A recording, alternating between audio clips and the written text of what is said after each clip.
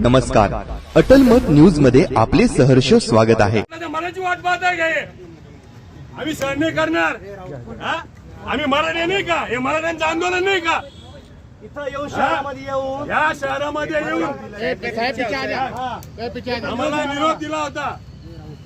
मराठा उपसमितीचे अध्यक्ष राधाकृष्ण विखे पाटील यांनी इथे निरोप दिला होता. आंदोलनाला भेट द्यायला येतोय म्हणून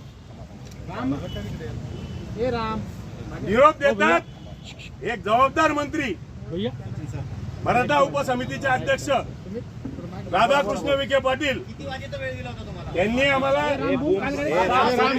पहिले 5चा सांगितल्यानंतर 6 पर्यंत येतो असं सांगितलं.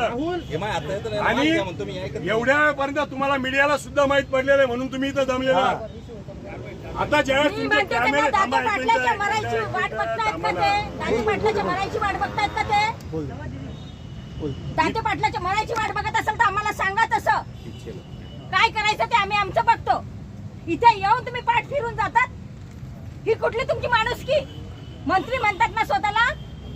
हे बघा, राधाकृष्ण विखे पाटील हे मराठा उपसमितीचे अध्यक्ष आहेत.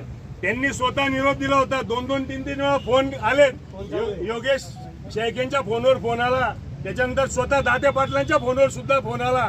त्यांनी सांगितलं आम्ही येतोय तुमच्या उपोषणाला भेट द्यायला म्हणून, आंदोलनाचा काहीतरी निर्णय करू. आणि ते इथे येत आहेत. सांगितलं अमुक ठिकाणी ढमुक ठिकाणी 10 मिनिटात येतो, 15 मिनिटात येतो. आणि आता आम्हाला इथूनच माहित पडलं, ज्यावेळेस तुमचे कॅमेरे गुंडाळले जायला लागले त्यावेळेस आम्हाला कळलं की ते येत नाहीयेत. आणि आम्ही परत खात्री केली, आता फोन चालू आहे की येत नाहीत म्हटले. जर अशा पद्धतीने एखादे जबाबदार मंत्री एखाद्या आमच्या मराठा समाजाचं भूषण आहेत राजेंद्र दाते पाटील, त्यांचा एवढा गाढा अभ्यास आहे, सर्वश्रुत आहे, ज्या माणसाला आणि राधाकृष्ण विखे पाटलांना सुद्धा माहिती आहे की हा माणूस किती अभ्यास आहे म्हणून, मग हा माणूस 12 दिवसापासून अन्नत्याग आंदोलन करतायत.